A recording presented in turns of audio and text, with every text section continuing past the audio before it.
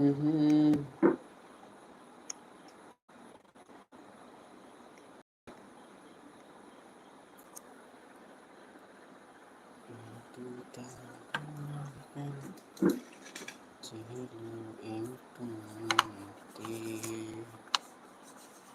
गया ये मेरा mouse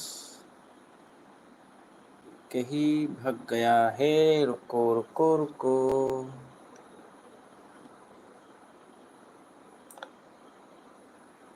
hello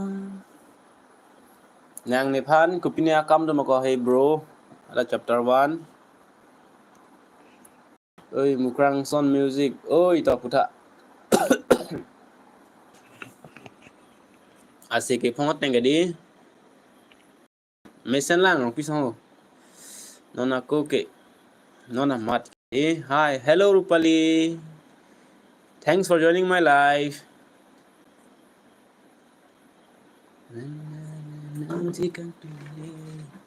comment tu ta nang long hula baso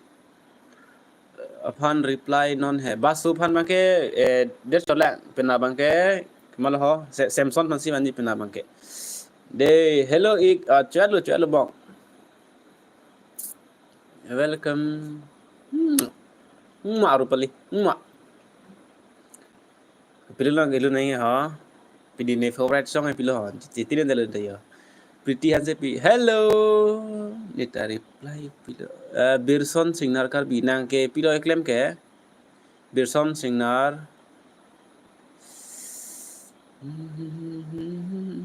aklong alang sini production au animation laba to pilih nang tom ki upload ke yang than that to re fan rosa CIF fan hari CIF fan puni ter thu ong marus tung tung jadi kok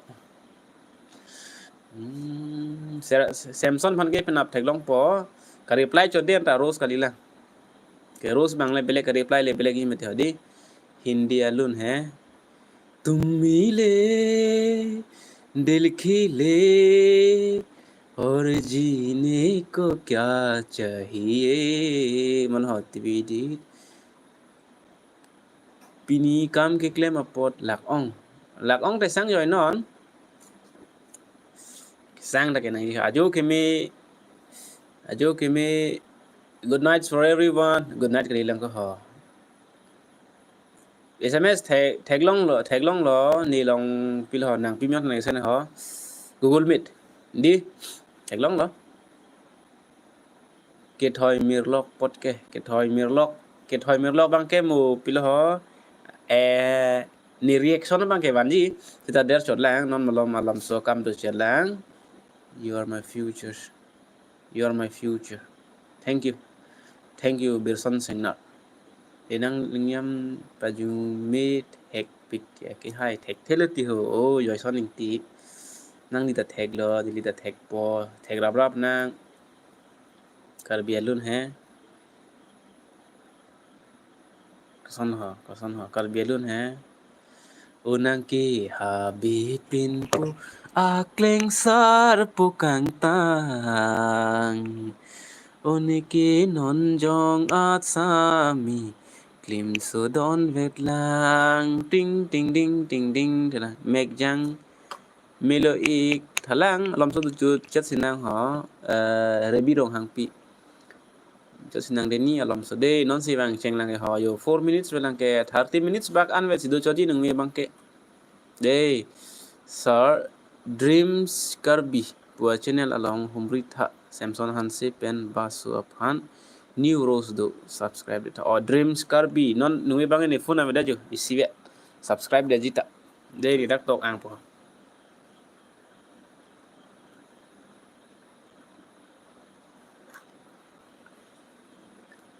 video nang share po gmail along lang non de nagin video hindi lam ning je pot okay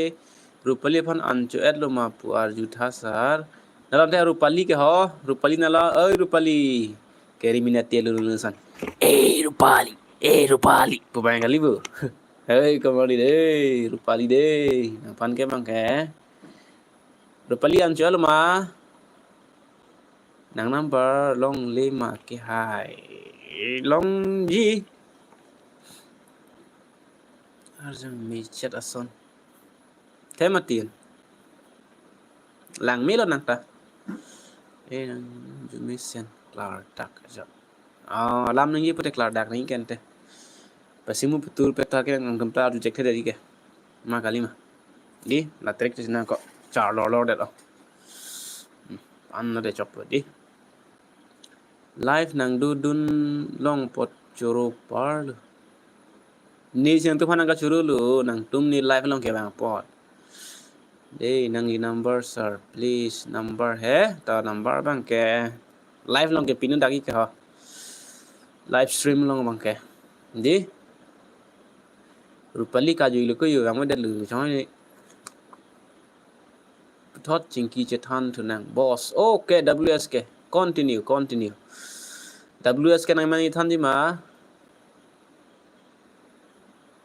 love from wrong mong way thank you from nong kamukam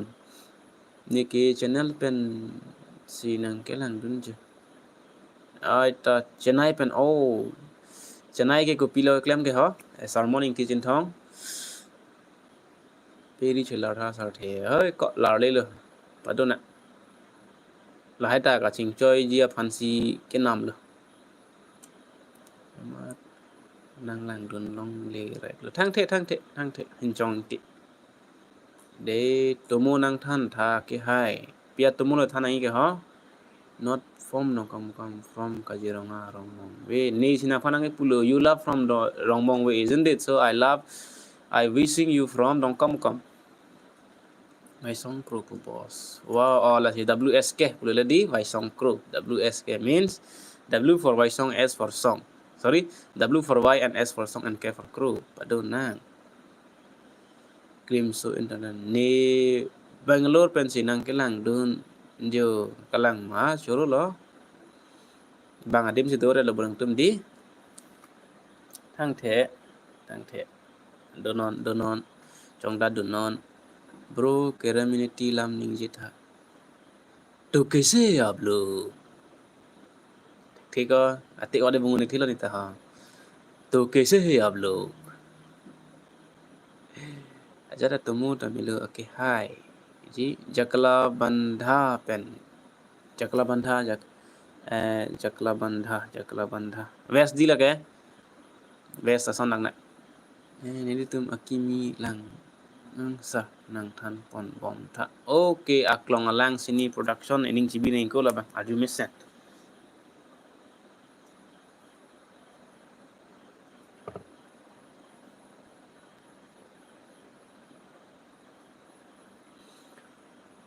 love you from Dolamara thank you arlo supen pinsu pipotsi aning chedok wer titi lo sarthe arlo supen pinsu aning chedok wer ente mo ke bang jilang akai kereng meji aphan lo de kali podang te ching tho thadet po munitum e phongam se do chot nat po karbi single karbi bang kali bo karbi single pen karbi single bila dum yang te data content creator me yang ho thek long le afrang Facebook e od hut non bang ke karbi single di karbi single ene kulam junction sido ke dono ni lang le pen lang hon ta kerela kali di funingan kiri le pen bang le day boss okay niki hai tera pat char lor dikai anta mil hode theklong bu ni arji theklong bu theklong ta yes nang li pha nang CTO answer pilojit ning CTO thank you binong inti kathara phan lang ma binong inti kathara to we lang ko theklong le that link nang pinota email ID do ga description lo please okay hi nili channel ta than pacheni tha malong ari vlogs MAV channel humri dam tha karbi singo nili rong lang hin pen lang hin di Euromac company pen si nili ke nang ke lang don ta no don pa me tha don pa me ho che bohong huri don bang atim pinna kadom Senam ta nang di nada sor lo nili ke dong kamu kama sor ang li girlfriend nang paklang tha ni girlfriend na nang medet ke yo nang paklang ita timung pilo pun ni girlfriend lo dei non nang live vang bom ke hem lo ke ni hem lo M1E2M ni hem lo dei lovely korte top utha vai song kru kalang lo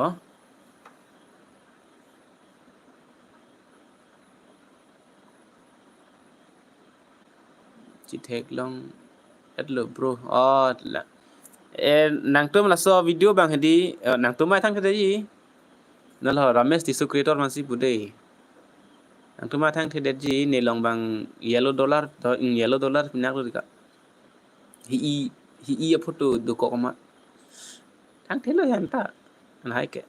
hi photo bitan ma yellow dollar bang ham lo limited earning pinak lo nilike me hai nang po to me hei ta me nang hang no itum pinso tum ko an arta pen lo piso en nang ji piso ke en nang ji arta he jong si nang le financial stable lo pulang te naning hang te en milo dei la penan par ke non ke arta ka vitum ta piso en det penan to det lo mo the ka ma thain chu mu chot an lo pulang te an ke asap so mu chat pu pul he arta ka vi pen piso en det pen te karbi boy đi financial dong si mission pulang te thang nào về Arni sibak nang li pha nang che tong lang sa ta che tong nang bida sing teron e nang li pudip check ning ko puna tuta bang hai ke hoi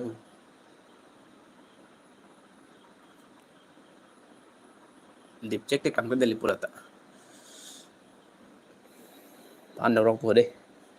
nang li video kai le nang skip ing tung te ke hai skip ing tung ta skip ke dat se ke melu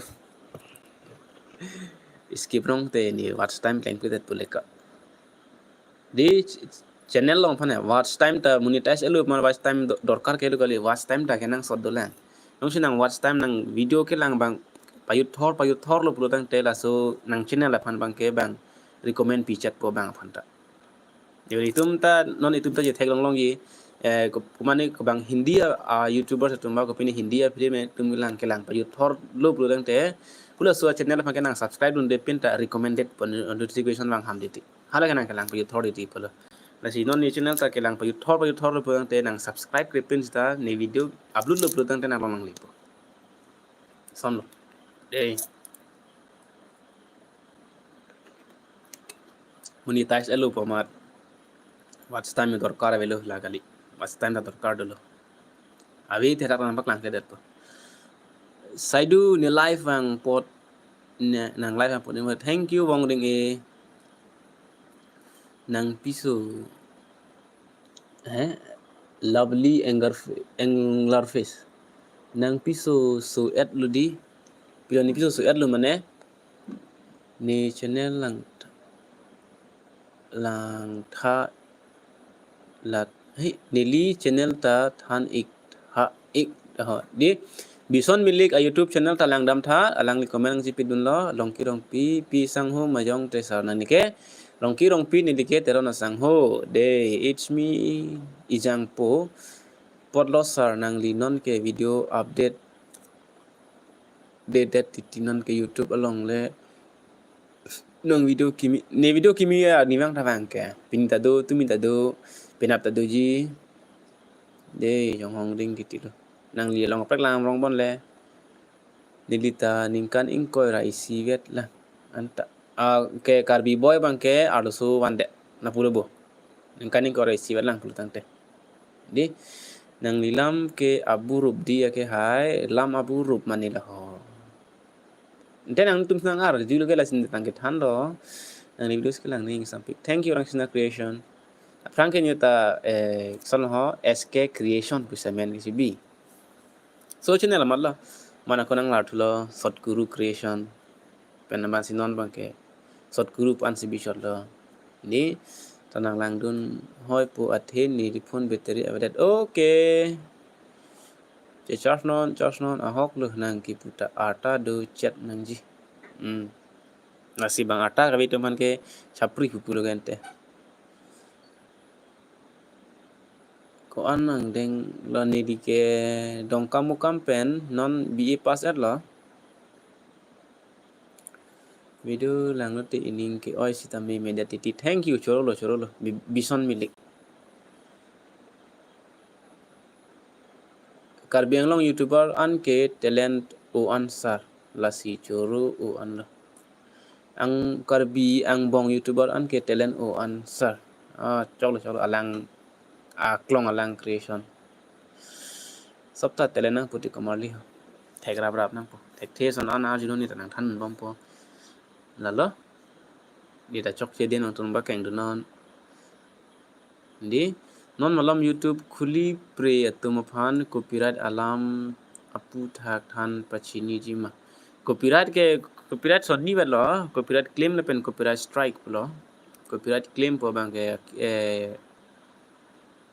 pilo ha lun tum nong si ke du lun tum lun upload pi dun pro dang te copyright strike bang hampo pen copyright claim po bang ke copyright strike po bang ke laga ke air lo la ke monetize long le lo so channel ke betai ke thong mang te ta baning si binang po la copyright alam la copy phone mane lovely angler fish ke tok papling tha day one way lang sita en mi puma puloti ong hai kn bom lu burang rita one way dia sita Eko nang limen binong ta kuson lo ni limen binong ke arsong teron la pusi ni pai ni potun namang kenang ki ir de sarap binong hindi ka kuson si link nang pi tek po description along email id do yong si email id vi putang te arsong teron 709@gmail.com na tawag dan non de bro okay non manai sen chapter 1 nolom ke aning ve wang ta live wang verji ma pilo wang verji mane non nung vi pena pen wang ve det hai bon athi akaprek asai do kok han cp bolot sar nili channel tanang subscribe tumphan pahume Gonesh Sangho tang ho de aso channel ta lang dam tha Dr. Kiara Phan ta pine eson bak good message pitha sir please pen good message bang rose hur sita ke rose phan ke akahinu bang ma tha the den ji di Kiara Phan ta bang dup piglo ke rose bang dup piglo sita akahinu bang ma tha the den ji rose pu ke akahinu phan ki pukali de bang ingnek soy pen lo bang te alang phan lang dam bang dup de muni tum chini bang dup ela phan ke la son si bang e puyo kip kainu le ke rose pura da kainu ke pudam de ke mati keriminati glitter ka keriminati ta kainu pega bang keriminati ke rose lo pura dang te phanta nang rose tha potom si bang ke ong ke te mahala da rose lo pura da lang je thangon pu polam si chini na mati si rose pusita ning oye da nang je ning oye nang ni lo la pensi che palong tun pon tunang po nasi bang aning oye ken te ke kiarata bang klembom lo ke non ta pinita video kiminang de lo ko thoi mer lok pusita ko thoi mer lok kali pinyane ke thoi mer lok la ni tumi lodi tumi ni video andi tumi dik miong ban ko thoi mer lok pa lang tumi la hala dakta hala editor masih komenang si pidun na kani si chok de lo nang dia de no e chipa keng population pini chipa keng lo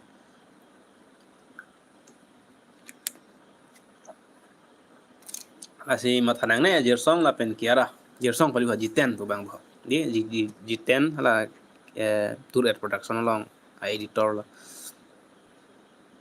lang don jing ni ta de arsong ni channel ta ni channel ta ai ta thang the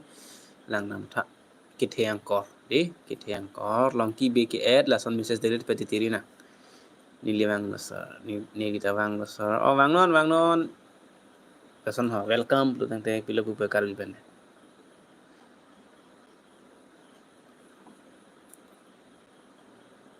pe toklo ik anchuke doktor kiara good message pitha good message lo alangkai ke messenger aphan arna meheri me hang pila alangkai amat hita mi aning ngarong klang pene paduduna de apai apolong baik hang po amu wang we akak kle ik po akam klem ik po nang li laso aputhak nang than chom chom tha de gari motor ke non ke maduta ke nang sot lo hako penang ana tum itum pihe ko ke hasu ke cycle pulo non ke gari ke nang sot lo tame gari ke nang sot lo busita 18 years playing play ako bah maning kan kren ke playing play ako pe na bang ke hang head nanji na pen na bang so arta lili aku bang ke api put madu api put tum sita celang dun nangji na bang ke pinsu phan pe ar so phan pe lo themanon ke madu hem long sita arlo so phan pe dei la ke arlo sule school ke do tai la ke arlo sule bang hem mu thego sita bang hem je ponde ji le la bang ka na ta thede nang po di ke api polong la ke non bang ke na mala bison milik nang kar ju bang ke pilo kalau nalaha di pinsu tu masih pulih la gari ke hang di especially ke pinsu tu ke hang la gari hang po ihin ke pacat tam ke pang plong paweng pawang bong di na sana bang claim ke nanti ningkan ke pleng lu belum te ansi do tum hang nang po awi tum ke awi lo nili ke ni rata ke ingkora phora ke pleng tu po kita non antane ke cycle se bom la nalo dong kamu kam ke nili ke pudum sarpo di gari vek nangji non ke aprang hans ikeng bang kedam cycle bang kedam pu din ke kali dalo po gari ta do nangji vek nangji kita apor open se vek chot nangji dam kita ining hang adem ju dam chot nangi arni wang amat gari dulu mat dam ret ju ret abang ke kali dan nangji kam chiklem nangji non itum kar biang long ke pila ho sakurita tangkale me telong de pusi bang ke than ni ta theko nong le lang mungkin epan arlai itu pinang putu dia polo kali nah ini ke karbitum ke neta lapulo sains ke charli ke ning hang lo sita unin dalo si akit he asakuria ba akit he kam ke claim dia phana ba charli dunang la kapini sains ke pore pan doktor ke man engineer ke man ha di kapina bank commerce pore pen bank manager ke man la person bang claim dunang la non ke kalita hours kalang ta hours bro tang te na hokta ligun edat po nang korpi dulu puteni ke nang hang dundet po korpi he korpi do tika bihe hak la nang thanks you bhai nili men nang li live video ke bang pa so light he ko jo dang lu chok lo lop so de nim hang ji modam pe phula post the questions everyone post the questions okay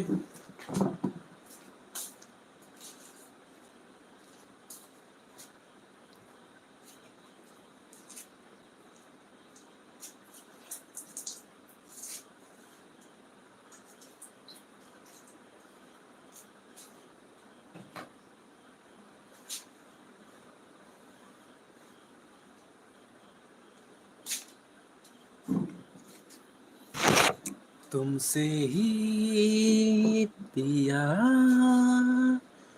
और पिया oi kang bong ni channel lang dam tha to lang nang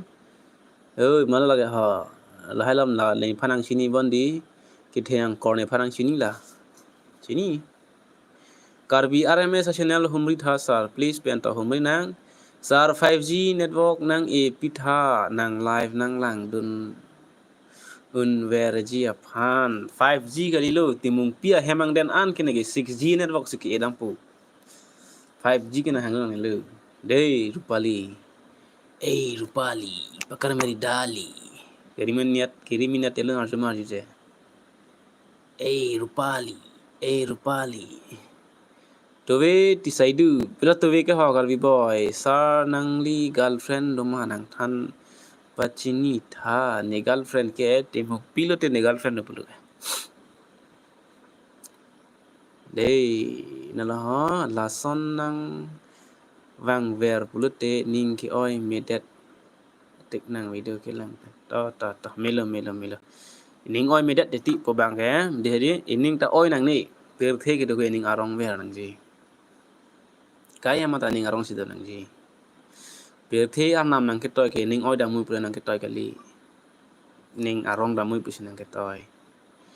asi Gor Gopal Das ha life is a journey between B and D lang bong long ke C si do di B ke Bart lo D ke dead lo C bang ke choice lo nang ke do go son man ning hang a link si do lang ko la ke choice nang thang si chong mai long po asi ning oi bang chong mai ve da nang po to ma malong hai malong ai ho tumrong malong ai ko ki thang kor pole nang bi rong le nang rong ni long kam phudum sar po lang han ti ko hi thang kor lang han po he ta hello live video nice thank you Raju Vlogs 1000 Satguru Hemke lang han ten hemang sini poko oh sir misan lang han se de jawab do bhai सवाल तो पूछ sir pin पोहन से hoklo pin sota pacharli pame nang ji guys mo nang tum si tame mathapon pame nang ji non la saidu live ke than ponta lalo pin so ar lo so ponta pang ching barnang posita sarkar tum bang mathathi de la so lama ba Beti बचाओ बेटी पढ़ाओ पु हमार ए pin so tum ge tiplong boton ge tet mante lalo he alam bang ke non ke son ho nijut moina scheme puta nang klang li lo bo data arlo so tum fan si pichoji pu lo ke moina pu ta arlo so fan he sedan te pinsu tum ke college nang ni lo ma pinsu tum ke hem hilu le ma lalo he sir nang li home tour video sela mikta home tour ke paklang son me wada ipu camera open ang lo pot na jut kopu dan wel choro lo ik Kitoy Mirlock. I have watched this video recently. Overall honest reviews acting bang modern ong shed haku atumu puthar la son lo England TV karbi tumke di cheso irong lak tumke kachari lang pule hai tumke YouTube longan si do chot mati ita lang lo mthene reaction bang mong chepok lang po non ma than thelo me chat lang hala kapil ho tuning kare kepek lang film artu tuning isi bo artu pok lang di artu ta historia lang to ma story line bang ke paban piglo comment tu ni adin hari cho habit long ke do tumu si ke bonai lo kita pini pe ko bang ke non adin ko pini mek serek ha ko pipia mek serek ka pe ko pini ne chi san lo to jang na jano Jason Hanse nili channel la nang subscribe tha ke hai ata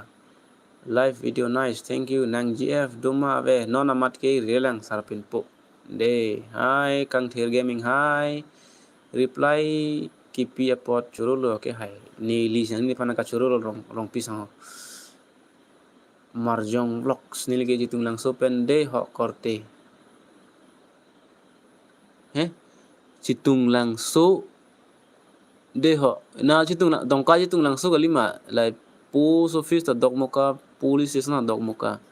dan itu madung hada chitung lang so pudu jimelong nang share hello bro lang non okay non lang por velo mal lang po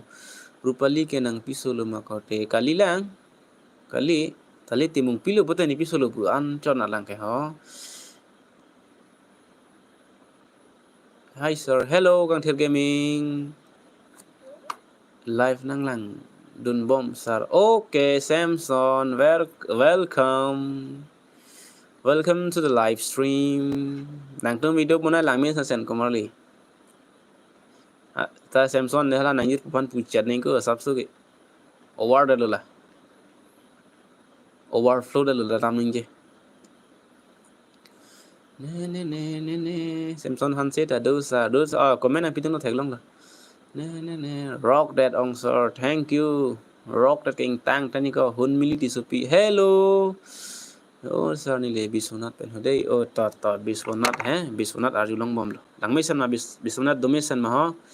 previous में देखो भाई previous comments नहीं अभी दो नया comment दो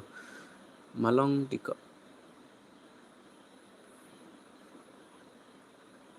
mình có anh đang than ấy luôn muốn ăn lang thu pru nữa nege hudum sarpu asor patora rang chok lo ko ke thiang ko rang chini lo pan pulo tang te karbi anglong kibir lo bo karbi anglong karbi anglong bang ke kibir bir rang rang lo sarpin po han se non kache lang do nangi apor lo non la so ang deng le pen le ke par lo pulo tang te kisung lo karbi arat ke ti nang ata ko an no sai ni ata ke in ko ra plira chikloyon thom lo jeng khapen hodei to jerhon welcome can you teach me science puapi can you teach me sir science pupi fancy pudam translate in karbi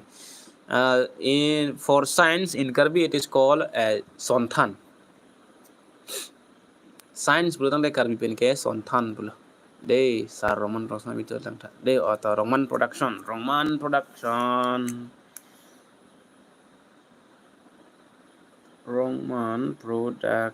pining we phone aveda de mo penap silang po chuat lo sune phangcho nang video ke lang bom to sahon gaming langoi intikatha hello sir hey karbiang long roaster nang student tumpan nang video nang lang dun pen nang class nang video alam nang purubang abima dolo lage chapter 1 dolo ne class dong ke arleng do picture lang on ta ne kur ke teron de sahon gaming dume sensa nang juta ni litu bisuna ta hosa to apor mission hut tong nang jui po lang hin thapa blocks pusita nang video ta taplo blocks pusita nang video si upload on pobo because thapa blocks pulo tang te website long article ke to aphan si blocks lage blocks pu bang vlogs pu bang ke video bang lo vlogs bang ke video phan lo blogs bang ke tok pen ke upload bang aphan lo de ala hai ke nalo hama phano ni puge kaha he edang apita do ulang la because thapa blocks di nili ke lang hin penti ho sar phala because thapa blocks puda men thala blocks pulo tang te ke tok pen ke upload website lo si ke upload phala ke blogs bang ke on youtube long phan bang ke vlogs pula ei lang dok moka citung su puma citung lang su bang kalima marjong vlogs nitum nat do bong ta pu sikele le ong su piphan chopa cha alun lun thata o korpi indira I love you nang putha ne dung an wangra wangpo ni le son pa này luôn thịt thiên ta son bao cái luôn như cái thằng này lang để có rang cho pacha luôn hả o sami nang jong ke nang sen so ke me he thak ma nai ke dolang aprin preta nang son hara je ke ave so pirthe thank you nang gf amen ko son lo ni girlfriend amen ke ko son pa chi tong ni le ko ho chi ni der lo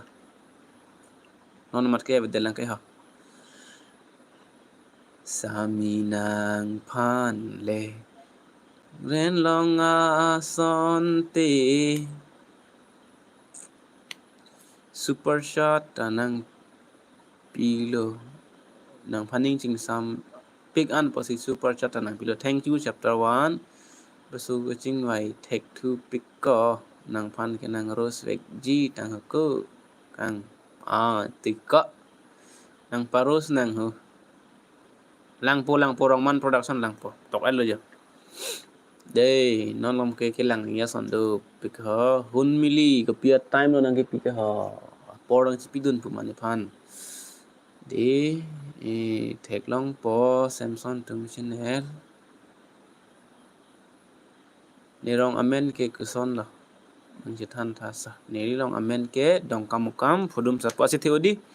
dak adung ha si dolula ya earn money from YouTube's nothing it's only one times I got videos from YouTube's Dr. Tuliram phanta puthalong ki Dr. Tuliram he Dr. Tuliram phan kalilo ang pantan si pu et nang po ini phan jong wong po te ni mun jel ji thap nang kok te ka aro han jang BJP सरकार के नंगे सोना यार में को इथे बाक निंजे दुन लो पुतंग ते जल थाब लुट यार चिनी लो करंता दाक बांग प्रोसेसन के दाम चोट निंगे जेल के थाब नंग बुन ते हो एजांग रिचो एफएफ नंग रिप्लाई पुंग थान अपुनता इतुम कर बी तुम के निंग इसी अवेलुमा कर बी तुम के निंग इसी दो उन एलु लके mo we pharo we surista aku pesi kar bi tum ke atirim ki do kok lo dei bang sar tu mo se thana phang richu po ko din ta kar bi tum ke richu tang plong ave ta inu tani si richu chuji inu tani si richu chuji po an mat ke che so che bhong sai jo ni pensin anta ning si do on edala ta ho bang i than lo he non ta tum ke kar bi tum ke richu jong sa ka man pi ke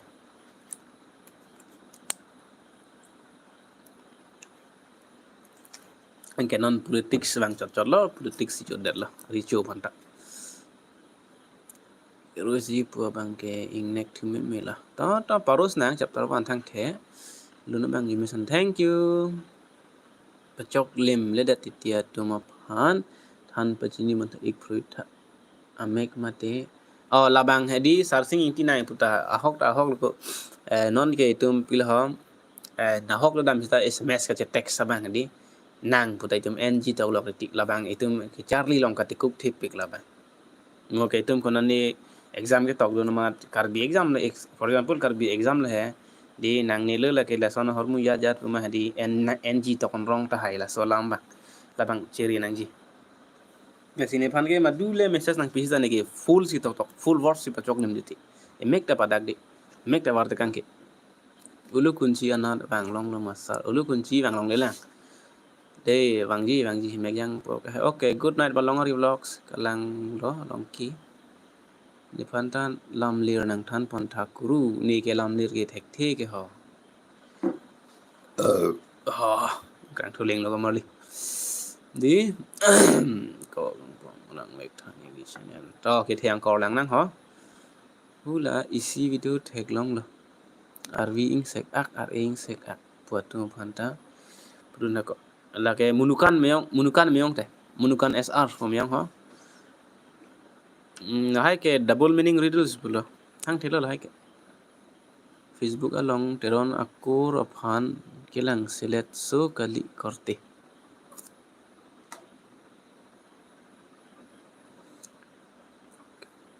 nili teron pina amat sinang sitan dun select lebu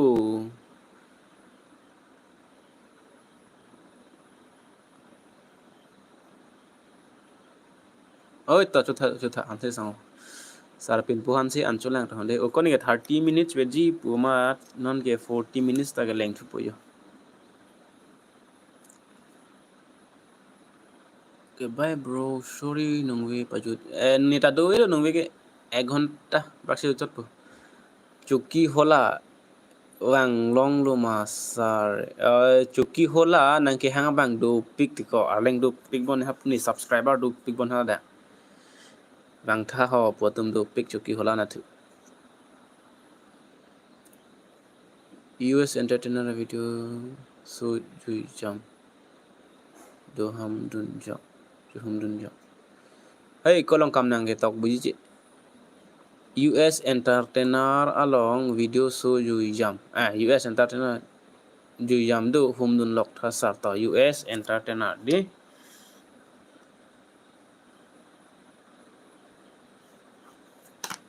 US entertainer nangli real name Satguru nama Satguru ke ni real name kali there is my professional name Donkey marbai patunang ma marbal hai marbal patunang ti arohan jang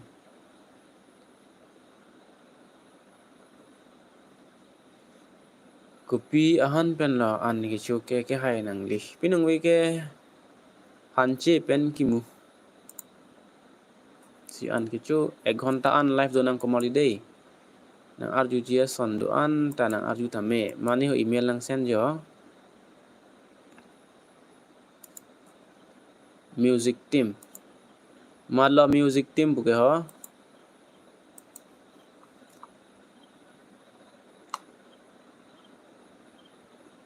da chuki hula pen ti ke hai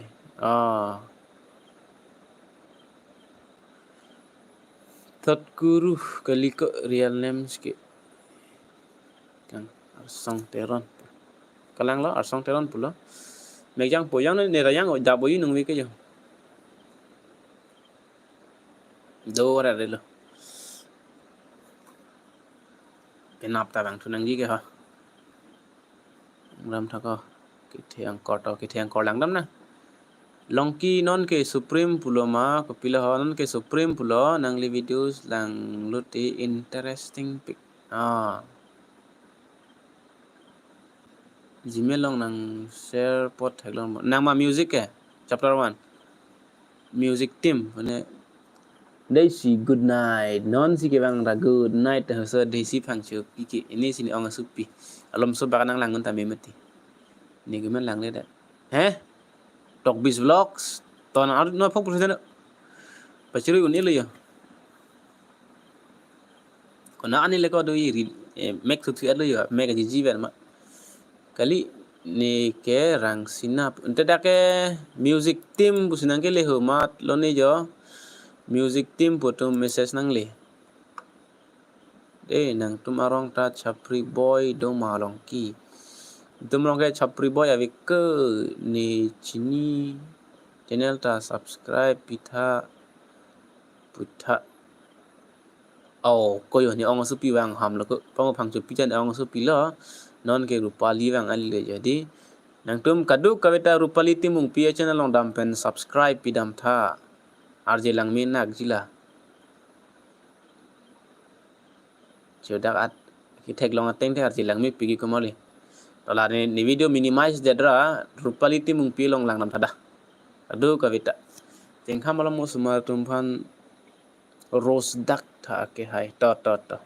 ke boy mesan lang chapter 1 nang tindit petiti ko de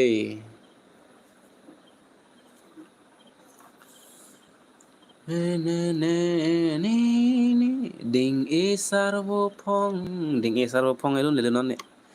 ne ajir ka prek selun rong pu tung e sarvo phong chupuru ke thom ta so arelo ke kom korpi hanri nita miandar da gridson thaglok pen lunun thegi mal ha mara phana lun ilun pinangi ta butha ta haji bud ni nungwe isilam nang than ji po ho komat mat si moni next live stream ke bang hot atham ni la long nang ke klang dun ji nang than tham ni long nang tuma photo nang bi pon po de mo live stream ke bang ji long hodan ta timung pi tum ke ne phan thank you na purino I love you puren punu đi cơ mali lagi korjang petai alam lu pi ok han la kimuhan de ka kimuban han che ne lu tika ta ni ke do vek pubu chapter 1 phan hai chapter 1 phan ke binang de mo next ba ke independence day aju si wang pin pobon non malom ne ma sab so kam lo chalang independence adu le aju le chitong tu na chok ke di Rupali Aphan के केरी मिनती सिलुन पिदर है ना ए रूपाली पकड़ मेरी डाली है Kanghon naya men ke bar ni seng pen Sampri wang ring benason Rupali punang men Di O kanghon puson amen Kachelon nang raje pen Ni seng we kang sam na na na na Si tok nang men Oni kaching honai na na na na na Samson hanse niliphan ke kahe no sinang matha thurong po bohosar nang phan ni hinu punang pupi matiko nang le si challenge pupule mat si challenge pula ong nang liphan basu pen hanse usuk liphan re pametha to inut pan than pare vet po okay no piso en sirak non kisar lo dei Roy Luma Rup Singh Teron MLA mah Rup Singh Teron Rup Singh Teron MLA kemenang ditun kembali piso en sirak 13 के स्पेशल मा कलिला 13 के लमा England TV 13 के lengal ma Rupaliti mung pi love you too Samsung sunset ada Pudum Gaming 13 के स्पेशल मा 13 के लमा ना kemenang bitu tha biok han pen an chudun de mo bro to WhatsApp lo nang send WhatsApp ta vida dia nang send chomo email lo chupo Rupaliti mung pi love you too lun text di Kang hon nang joy ni pensi kai ni som thek ji teng ni kavulu ji nang phan tang si wan baby rupa lam chot ke I love you मैंने पहले को अंतम पेट कॉल ले pen Rupali lun si lun ing di I love you Rupali cholo ke ding ke Samson hanse ta ho yo Pudum Gaming nang phan nang ke hang Samson thek long lama po Samson hi hello those who say hello to you all arjume to pick to ik pajut hornon thek thit aprang thek ka oh ni ang depan ijir do nang par ji gitu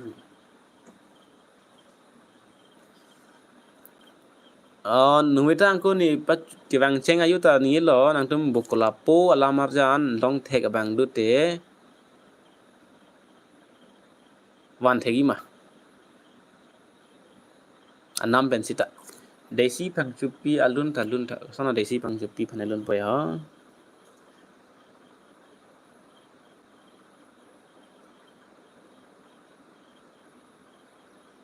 ala wrong number long alun gosam yang temen ha nang hello ma desi ne hello daisi nang phanang thek lok ben ni puani sengwi kang sam i pomonal nang li phanang thek long ong nalon thek long ka tok bis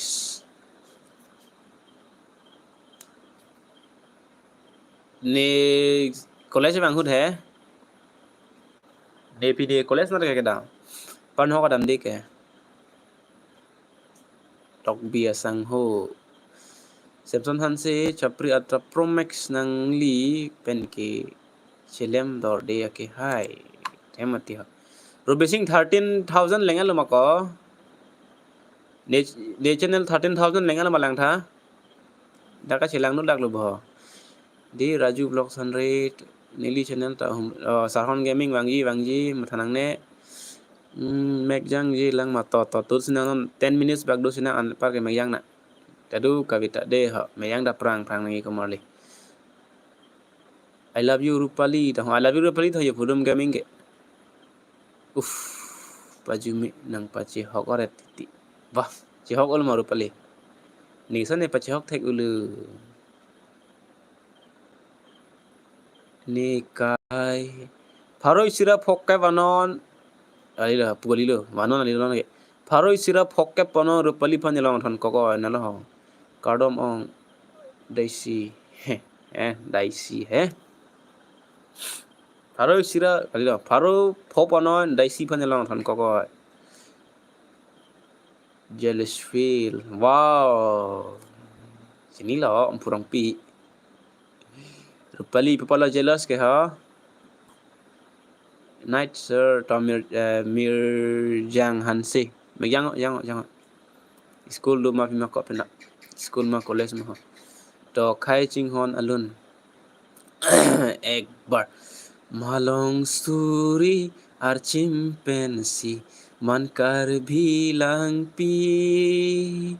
lang roi suri anche toksi plang unta lupi son thot sili sokar bita do thip ning isi ke ho sekete leko Nepi longri karbi anglong tek thiti ho tin dalo Loti bro thank you chapter 1 Pharoi sirap hokke banon Raju vlogs akimi lang mat to long po nang ta anga kana ke thiam ko nang apor nang than non nang lang don po le nang lang don po ke Please, the secret life of Fan Rose, Edlum, a gross relang right combe, do non siki, sik lo lang ho. La pana banke, akiding si bunay pula. Minute, let 10 minutes back, ason si bunay pika. Chalai pig di, pirthe gitu ke chalai tai nahi ta. Kaya mat serious, pula tang tenak panang pire bang ongrat po. Ini mah. Un ke bor inot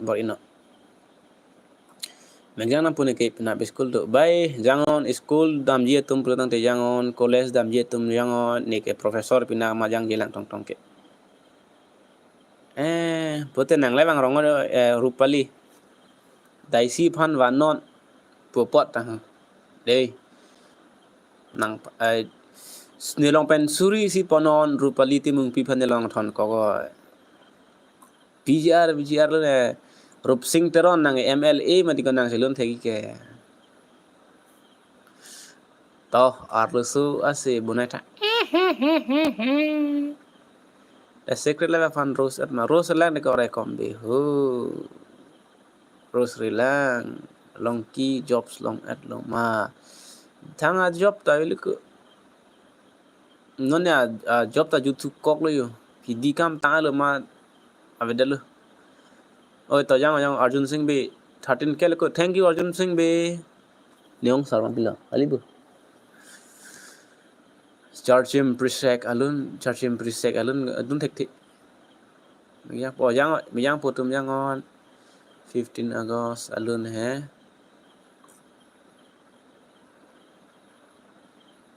तेरे मिट्टी में मिल जावांगा फूल बन के मैं खिल जावांगा इतनी सी है दिल की आरज़ू तेरी नदिया में बह जावांगा long ki Canada alam masap hekma to chetan na ko mali ho bio lek thelun ke kalpang alun nahi ke ha patumi herlang nang hemmato war adung ane wangti kapang cham kaline sengwe alam nang chetan lopini kanchi pensi nang chulang dunne nang phansi กันเจงมุจกเป็นสีกะจิงกีหลังทากิหลังเมalun asap malun ha ong nang linat lo ka charlie irukasen alun gelun thekthi ni arju je pelang po bang arju ka julong po mane la kale ik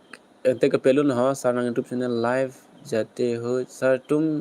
YouTube में लाइव जाते हो तो लाइव से ज़्यादा इनकम मिलता है क्या नहीं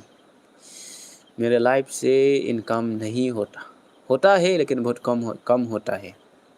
क्योंकि मुझे यहाँ सुपर चैट देने वाला नहीं है लोग लाइव इसलिए जाते हैं क्योंकि वो सुपर चैट की मांग कर रहा है नंग फेवरेट अलुन है ô ni sen ke hang abang pot sinang puan kang jang manaya son ke landang jok penta ching bar benang kang hon pa jirji apan jadi nang panrani wang bonta seng arlu alam nang pe bar hai he chi nam nó mat ke la si hit dong lo ni ningar lo ke par ke easier to la ngon pitu po dei Johnny sin salon hai Johnny yes papa eating sugar no papa open your mouth ha ha ha kumara mouth lo ka open ji ke Johnny sin lon lagre Sarkuru ingti na junon hey hello sir Sarkuru Sotguru pu cipu pai pelo di nangke Sotguru ke sarifo ka guru pula Hindi pen ke asot aricho lo ke Sotguru pula tangte asot a pu bangla 2 minutes spend 100 pilo 2 minutes spend 100 ke pilo ka chapter 1 ni tu ne nangli neli tum pen chingki long ke kuson lo nili ke nang tumpen kasing kiji aphansi kai ta ke wang lo đây nang tumpen kasing kilong ke ning arong park pik lo e pen tum kadu ka ve nang kelang dun tum phan an phan ta churu lo nili live nang video nang kelang dun pen nang tum apor nang ke chipi dun apor ar lo sopen pinsu chingki cheng alun thek ma bro na simple na pulo ke nang hello mama lin palun long wrong number ha prang ka lage chetong dam cheng alun mate wrong number ma chetong alun ke short xl nang mo wang vi aret mako short xl mala short xs na ana do ha chetong le ko de hala na ha they see argument thank you ukang hon ka su thek thi ka Ni sengkareng no kom ne ke dono sikur pen hong hari che donde atumo ching bar ke kali lo nang ke sikura jangsu munthi pame le do kang hono rengso Puncak joglim nenang pasang manpo reng so tiko nó nghe bay kre ni pleng pran cho lang pro te la nghe keng lap lo ko mari day 59 minutes ko day meg jang melody sit apek al ko ngi kan ke jo thom bisi pardon pam le 2 minutes spend 100 Pila 2 minutes pen 100 means sir 13,000 subscriber lo thank you advenson bena than pot ke hai nang ni channel long humri dam tha non ke phone na lo nang lita singer ma ni li ke bedroom singer po bang lo clarice ing hippie son kali ala ke private singer ho bang le ke bedroom singer ho bang cholo lo nang favorite lo na par ju pa to lang ta no ju lang rupali la bang to lang nang ta chini son te bong ne seng alam chini un po kang hondo ko pu an Rupa epane saru epe nang ta nang seng masapta jadi de manang. Kata ni favorite le. Đây Sonjet rong hang phan tao hứa prang klang ching ching hut ke arjumi. Char nam do ne long than ji ko son bo hut ke arjumi us. Non na phi ke ko pia hai bai ban li bo. Ko pia ong su pi ne ko mar ong su pi ne. Ne Facebook alam nang arjulang to Facebook lam tan arjuno nang than po. Oi ko so phan ko son si potai po. Nang than that to la si ne nang than po ar so phan potai nahi hai. Luda chilang oi. Exam fail na pumot hanang nilu. Arlo so online tham marino. Sendel benang theng plang na pumot hanang nilu. Jubur propose nang break up dak na putra mat hanang nilu. Dei. Jong sin nang propose benang kroi krip benang de bosta ji monot haplu he man denoi. Arlo so ko potai, arlo so ko propose ke min nai arni ke April 1 arni. Jong sin nang kroi date nang kroi dero nang kroi date punar April full pulang ka jino. Dei wang pung. One pung wang long anon ka men anon si karju long king lang ko 1 o'clock an ke ni pinap turun edet po buko ni pinap class do tika class dam nangji magyang po don 3 minutes to do 11:30 an busy ne favorite youtubers Thagis Mahesh Kesh wala aka Thagis. Live life to the fullest. Thank you. I'm enjoying my life with full of joy. Mo YouTube along payment long lote nang hang nang jide ik to hang nang ho. Te bok het aro company phanta nang rose tha Facebook long ruka senteron po. And no long Facebook use that Facebook suspended. Masih audit that. Ba de ada sutu manta lun pi obo. Ada sutu phanu nai dikaho. Lam thek vikhe thek the diko ka chari lu ta ho nang YouTube long pen income ko an lai phong wala. E phong wala income long lo. Apun ke Realme hen lo. Tika malong than et no ko nang le. Di har jak nang lam ning thek long nang girlfriend phan paklang tha ho. Comment nang piduno arlo so tum to timung pidum comment nang piduno ne photo ta live stream thumbnail long bi tha pun parin la ke nengal fan no pun pudun po Realme 12x kaliko 12x ke sarlong phone bangle nang men putha komanik manik tiso si ne phan nang pudun de ne men ta putha po bukula po ala marjan long ji sar ne li long tonte lang hur sinang ho bukula po ala marjan aklong alang nang litu ma channel long upload det no to ni nang lang dun po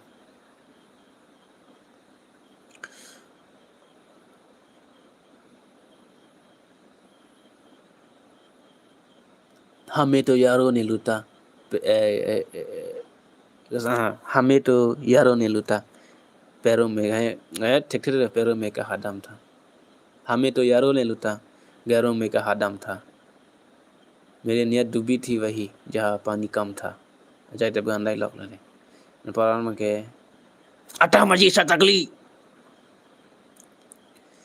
bangpung ta kar biang long lati life ki lang lek do tha do bom po ne ta dam pole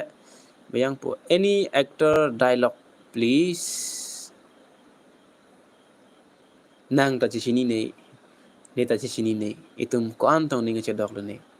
rasuka chini ne pena join ni si nang ta bang long dun jilo that is my dialogue okay aro hanjang the dialogue was composed by me make jang melo yang po 11:30 lo di comment ke bon lo de ho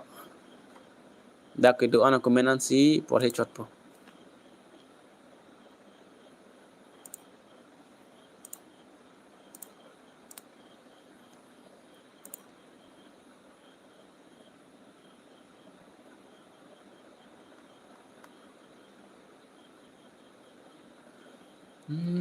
nek jang me yang po arluso nang ripi lok tha ke hai nang phanang ki ripi arluso lek do lang ma ko ni men thang ni chong na ke lang le chuli che tong cheng alom tam hi di arum along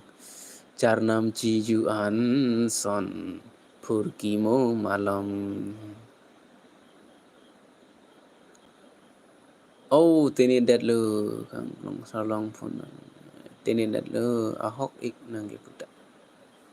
nang li video editing copy pen log mobile pen si editing a ever bang kain master de location logs location nama akali lah di karbe YouTube channel pen ke koloso YouTube channel si ning ke dok lo la ke controversials do ko ke ma so lang bang ni li karbi ang bong pen ni mithang pen abehri madu phanta tok de o le ma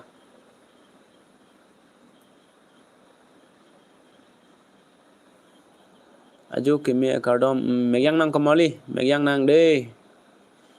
break up ahut people learning oiret titike lahai ke than nang nilo dake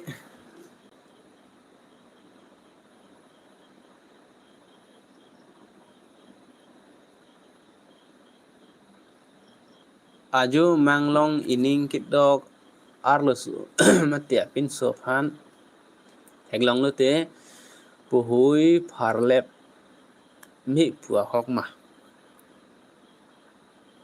lake nayong si matha i monila so pin sofan ba monila sorlo sofan ni manglong heglong lo pudang te ni puhui pharlep phagi pu pharlep phag ni thoje theklong lang pu la bangke matha thipin ban si pharlep phag pu bangke do thuji tetang matha i ben si pharlep phag pu dawi le angke itum ni pinung wela so mang si heman menji de ko mane munil phan ma ke nang ning dok piklo ji son la man la sumni phane mun we ni mang theklong vek nang ji pura son nang ke ma thadu son se nang ma thap lu te he la ke nang mang long ta nang ning hang teng pen nang mang pa pleng un de ke screen nang ba son lo nang palong long be long lu pru tang te la sumni phan se nang ma thavret nang nang ko ma phasi ke theklong yi kang tung ma la ma thare lu pu tang te munang may yang ilot ang sila so lama thanang pula lupa tayo munang mang lang laso pin suseng klang mala so muni sinang klang ini lemang ke la ke ente tek ten ta la ke Charlie nangi practice pig nangi hui ke par lep pen pu bang hadi ba muni la sum ni phan thelong lok le la non mek yang thu khari so phak bola ke klang kle le ke ini lemah duel an ha ta duel an ta pinso piso pen aning pilak potla ko na tok me pamino ta majok ta megjang tha good night sir good night Elvinson good night 1 o'clock an punon ti 1 o'clock an kini ta de lot 12 an si kahilo night ta du pho berik man tim tum phan chini ma berik man tim tum phan chini ne sita hala komala ho a director bang John ing ti komen ang pidun o ni video la nancho the single tum ta doji maniko single tum ke mobile jiom yok bang chong thuri non arasu lo puwa video avi malong ki chong thuri non arasu bui jela malaho aro hanjang chong thuri ne phan la son ne nang chini ne phan deng rong a kang hon nang ni lu nang pen kang hon chong thui an ke li thu a ni ke nang video lang long rong pu ko lang rong ko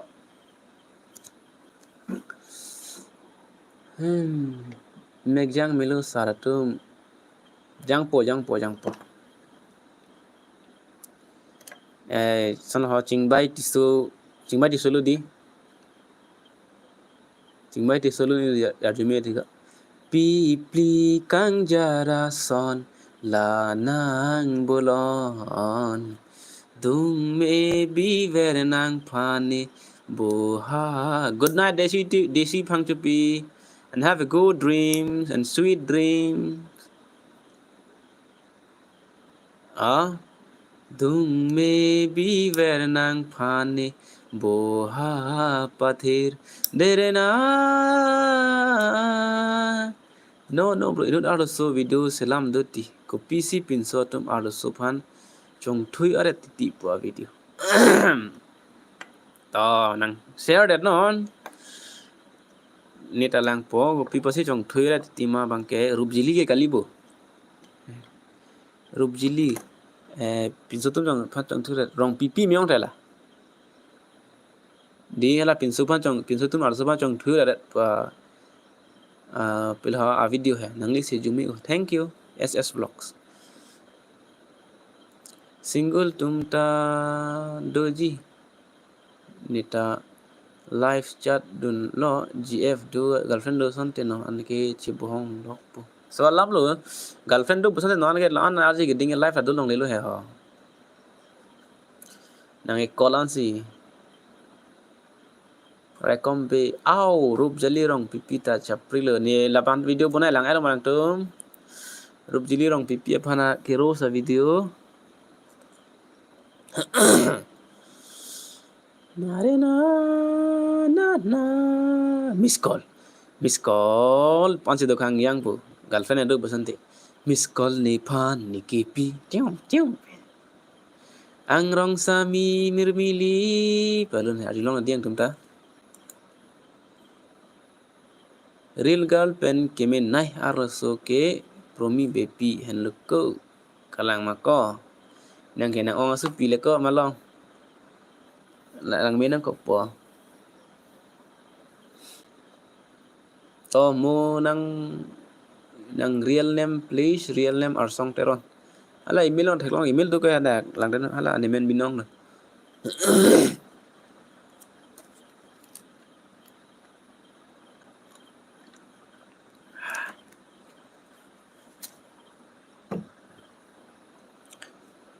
kali jilina dera pi or jilina dera pita misen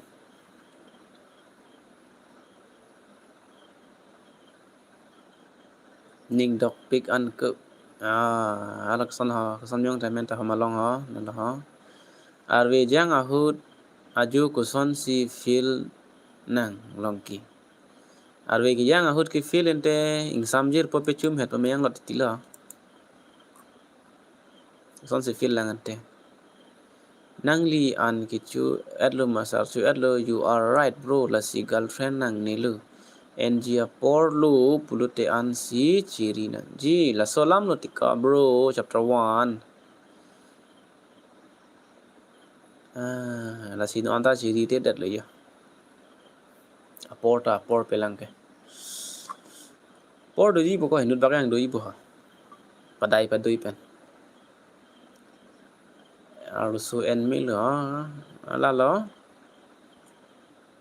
sar se lang ko raji ke dolang sot guru sarta hai di harmon sing na kiara beta kuson lo ho to nang tum pan set apor number nang pi log nte kiara number to lang en lo ek o ta choro lo bok kelang apor ok ak a ok chutun lang ik ni tum ke to chutun tha chome sen ok ak a ok ta ke sarlo arso en mil boss to nang ni pilok thai ngun bak ha Lydia Hanse P ke penando etlo Lydia Hanse P chine ko de Lydia ing ti hansek pi po phan mate chini ji hanjang pi akur minail kerati mung pi ke nejer po girlfriend lo mesen lo kente chingki vet non puthan non thank you basu po amune da phan lamwai pi thati tika pipo tika mani ka pipo nita ni ex dolo inut prank de kapachalai to mung thaning ma kamar de pachalai to mo hai Chalai temu tu tikan lo. Isi. Alasu nang jite manja pirte bang no. Alasu hai manja nipang sini mana. Agos Austin terang. Nang nipanang sini bonku ni nelang tengte. La sini ang nasana message nangi pilih di. Tungjang pia tu mesen. Sarmara son lo leka alasu cingki ke lang mah. Ning oi ning ke oi teron pot hedi tu ning oi ang ni de to pachalai tu hedi ni live atumu san pade ni live ya pachalai man ka munisi nita ehudi sia por ke ne girlfriend dulu college zone bom hot kini lo ma non ke bedal he asi arni wang ta ni alang long si yu dun tu arni wang ta long yu dun bero nita alang ke ne pha ning ang dok piklu pusan sin ni mathalu sita ni tum arni wang ki judam ra balam bang ke boyfriend ang koi dun ti masih arni siar ni bang boyfriend ang tum ki judam ang thega nong lok malap so ni bang ke nita dun hai he pin lu athi alang ke arni bang si jim ke dam ke army training si ki pidun na bang ke ne pan gang thegong lo ke tum ta ja masini ta masalo gym si dam long popular nita gym dam lo chikloyon thom ni kulo tam de ten ma gym dam lo gym dam lo amara si ke alo su pen apin su dora pet ho je chi tong dam lo ni mar bang ke hili nang rong ha asi gym le claim sita jong na exercise te kuri sita hili long ke je photo ni terang pi ai ko punu nang ta mayang thek thilang mon anta na lo ha la ke ni punu de hola terang pi he po bang hai la ke ni punu lo de la ke ni punu pok la आपका favourite hero कौन है मेरा favourite hero मैं खुद हूँ है हेलो है मला tika kan ho Ramcharan penap nungwi ta live doji ma penap nungwi bang protected lo pini kan ho pin det kan lo just a minute okay 12 di 13 14 la ni bang bang ta hai bon nang tengaret ma bro hilena rung ham lo ma ka ji lo ta bisan nang tong ta me Karbi games download lema karbi tum ta download ji apor pe chalang ho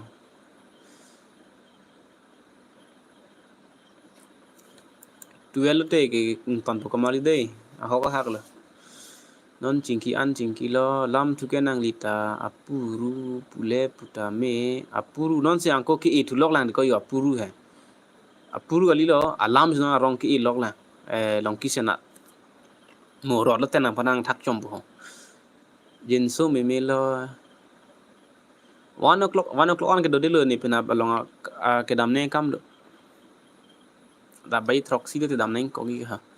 15 hour ni ke live wang wek nang je 15 hour ni ke wang wek po la so ni ke nang tum da ko jang nang pangrum pam mi si ni long lai palang do nei जो मैं बोला है वो जवाब दो ब्रो सवाल तो पूछो जन तो रंग पी जन तो रंग पी कांग्रेस लीडर आन के lang dunji aphan ke ready lo ong la lo Austin terang he di ko pilo okoryang nang pangrum pek ning ko na de phan ong bu nang ning chiri dun ang chiri pinang puna Mohit Chauhan alun masap solun tha Mohit Chauhan aphan ke ek dun le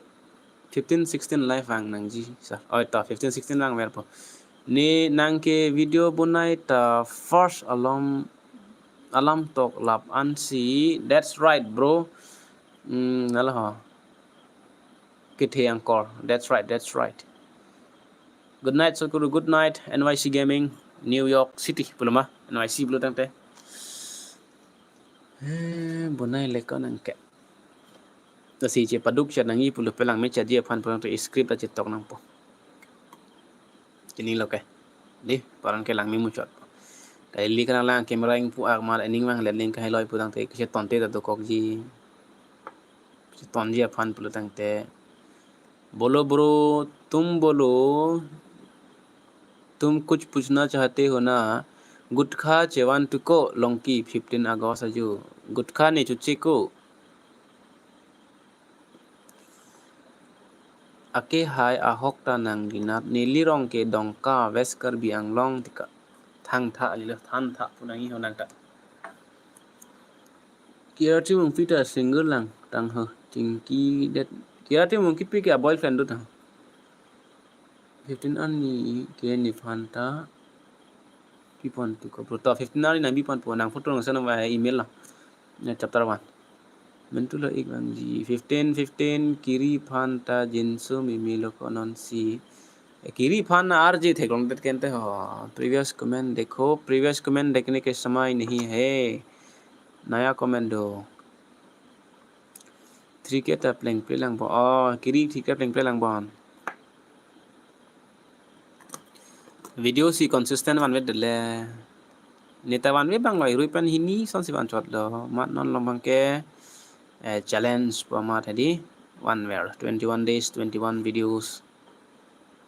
and at least 15 live video sige sigla la 21 days ang mong pa ko bang amen pen pudika fuloni puge bang amen lo ko kachu bai sabun khoblai sabun muwapi tema ko bukalila supreme panang pa supreme mandoram pa ta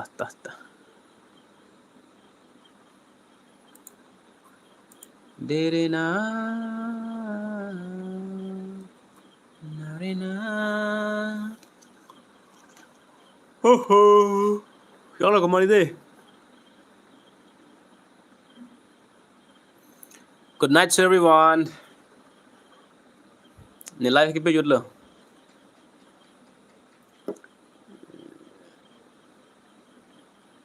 chok lo de ho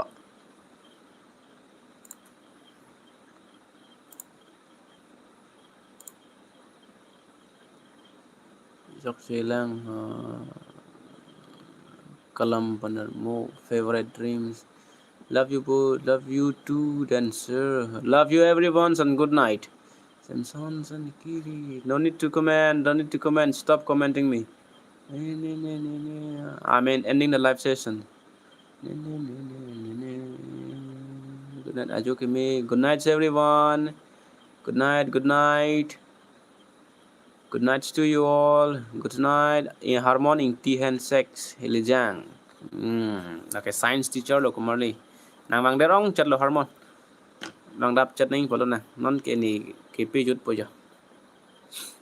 love you so much love you everyone and good night